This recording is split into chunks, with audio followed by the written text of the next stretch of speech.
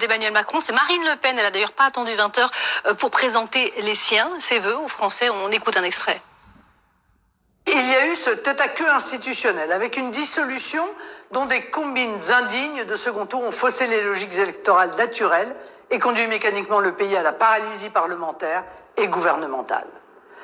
Force est de constater, et c'est le plus inquiétant pour le pays, que des forces politiques avec pour unique programme de se maintenir au pouvoir nous amènent au désastre. Les regrets tardifs ou les sollicitudes verbales de circonstances d'un chef de l'État définitivement déconsidéré n'y changeront rien.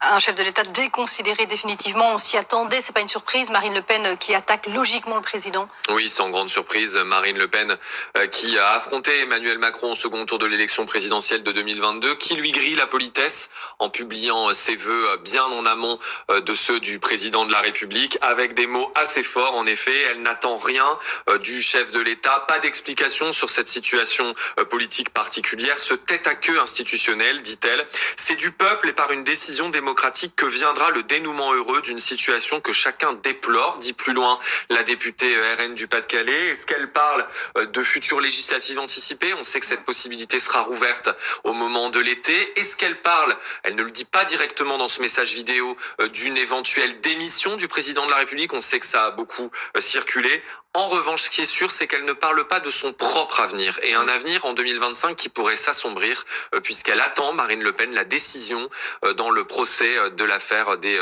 assistants des députés européens.